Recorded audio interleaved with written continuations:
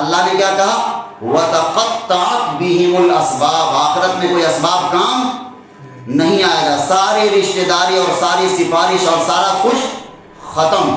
ہر آدمی کو اپنا اپنا حساب دینا ہوگا، ہر آدمی کو اپنا اپنا حساب دینا ہوگا، تم نے کیا کیا ہے، تم نے کیا کیا۔ اور اسی مضمون کو کئی جگہ بیان کیا۔ اما پارہ نے سورہ عبس میں کیا بیان کیا ہے؟ یوم یفر المرء من اخیہ، جس دن لوگ بھاگیں گے اپنے بھائی سے، وامہ وابیہ، اور آدمی بھاگے گا کس سے؟ اپنے ماں سے اور اپنے باپ سے، وصاحبتہ وبنیہ، اور بھاگے گا لوگ کس سے؟ صاحب ساتھی سے، ساتھی سے مراد شوہر یا شوہر کے لیے بیوی، وبنی اور بیٹے سے۔ اسی مضمون کو اور آگے بڑھ کر 29ویں پارہ میں کہا ہے سورہ معارج میں کہ جب انسان مجرم لوگ دیکھیں گے عذاب کو تو کیا کہیں گے؟ ہمارے سارے رشتہ دار کو جھونک دیجیے، ہمارے ماں کو، باپ کو، بیٹے کو، شوہر کو، قریب سے قریب رشتہ دار کو آگ میں جہنم میں جھونک دیجیے، لیکن ہم کو بچا لیجیے، ہم کو۔ یہ وہ آدمی تصور کرے گا یوم یود المجرم لو یفتدی من عذاب یومئذ ببنیہ وصاحبتہ واخیہ وفصیلتہ التی تؤویہ ومن فی الارض جمیعا ثم ینجیہ۔ کیا کہے گا انسان؟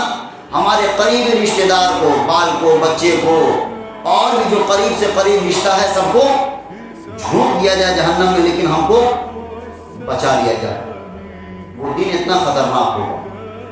تو اب آدمی کے اندر یہ فکر ہونی چاہیے، اپنے کسی بھی عزیز سے عزیز کے لیے اپنے آخرت کو کیوں برباد کرے، آدمی اپنے آخرت کو کیوں برباد کرے؟ مثال کے طور پر ہمارا بیٹا ہی یا ہمارا کوئی اور بھی قریب رشتہ داری جس سے ہم دنیا میں محبت کرتے ہیں، وہ کہے کہ تم فلاں کام غلط کرو، تم اللہ کے قانون کو توڑو۔ مثال کے طور پر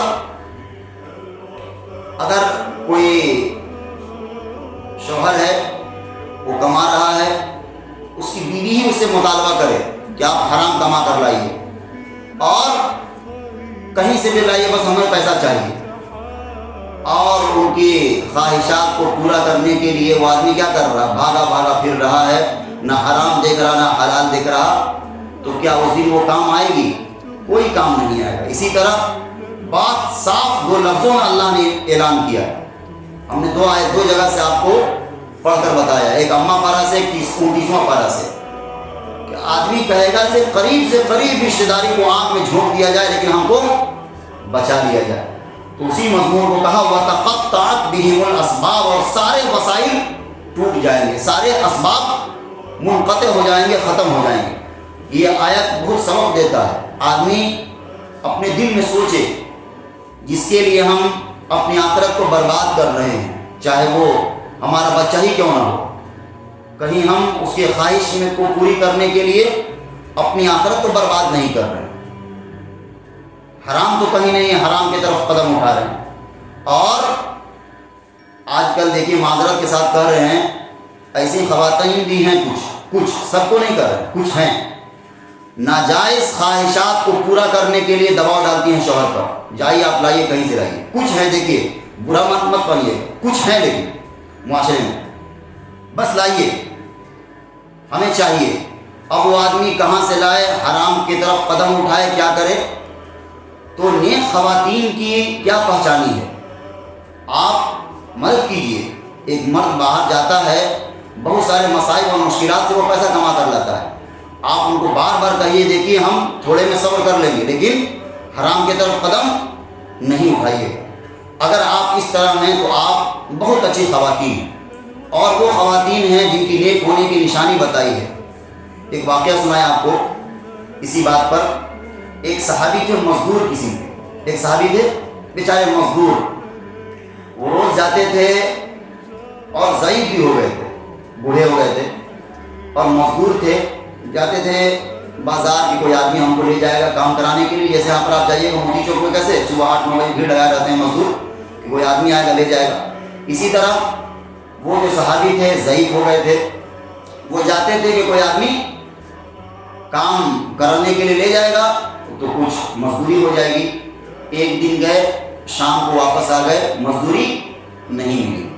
دوسرے دن پھر, اب دیکھیے جو ان کی خواتین تھی, جو خاتون تھی ان کی اہلیہ, وہ ان کو گھر کے باہر تک چھوڑنے آتی تھی. اور طریقہ بھی یہی ہے, اگر مرد باہر جائے تو ان کو آپ صحیح سے الوداع کریے, مسکرا کر, یا اس طرح بھی جو بھی طریقہ ہے, تو ان کو ایک طرح کا ہمت ہوگا. اور وہ خواتین, ہم واقعہ سنا رہے تھے, وہ عورت آئی اور کیا کہا, اور ان کے گھر میں کھانے تک نہیں تھا, کھانے کا سامان تک نہیں تھا. وہ عورت ساتھ میں آئی اور کیا کہا, آپ جائیے, جا رہے ہیں. ان کو اچھے سے ودا کیا اور کیا کہا, دیکھیے آج بھی ہم صبر کر لیں گے, جیسا ہم نے کل کیا ہے صبر, آج بھی صبر کر لیں, لیکن آپ حرام کما کر نہیں لائیے گا. وہ بیچارے دوسرے دن گئے, دوسرے دن بھی خالی ہاتھ, ضعیف ہو گئے تھے, کوئی نہیں لے گیا کام کرانے کے لیے. جب تیسرے دن بھیجنے لگی اور بالکل راشن ختم ہے, راشن بالکل ختم ہے, آپ اس عورت کا صبر کا اندازہ لگائیے. وہ عورت تیسرے دن میں جب آپ کو چھوڑنے لگی, اس صحابی کو دروازے تک چھوڑنے آئی, پھر ہاتھ پکڑ کر کہا, کیا دیکھیے اللہ کے لیے حرام کی طرف اپنا قدم نہیں اٹھائیے گا. جس طرح ہم نے 2 دن صبر کر لیا, اگر آج مزدوری نہیں ملی تو آج بھی ہم صبر کر لیں گے, لیکن خدا کے لیے حرام کی طرف قدم نہیں اٹھائیے. اگر آپ کا جذبہ اس طرح ہے, وہ مرد بھلے اس کے جیب میں پیسہ نہیں, آپ یقین مانیے وہ آدمی اپنے آپ کو دنیا کا مالدار ترین آدمی سمجھے گا, جس کی خاتون ایسی مل گئی. اس کی جیب میں پیسہ نہیں ہے, اپنی ضرورت کو پوری نہیں کر سک رہا اپنے بچوں کی, لیکن اگر اس کی خاتون ایسے ہے گھر میں اور اس طرح اس کو بھیج رہی ہے اور اس طرح کر رہی ہے, وہ آدمی دنیا کا امیر ترین آدمی سمجھے گا اپنے آپ کو. اور ایک دوسرا نقشہ کیا ہے, ایک آدمی لاکھوں بھی کما کر لا رہا ہے اور عورت ناشکری ہے, پیسے کو بے دریغ خرچ کر رہی, اور خرچ کرنے کے باوجود کہہ رہی ہے کہ تم نے ہمارے لیے کیا ہی کیا ہے ابھی تک. تو وہ آدمی لاکھوں خرچ کرنے کے باوجود سکون اس کو نہیں, گھر میں نصیب نہیں ہو سکتا. تو بہرحال یہ بڑی اہم جگہ ہے. آپ خواتین ہیں, آپ سے بات ہم عرض کر دیے.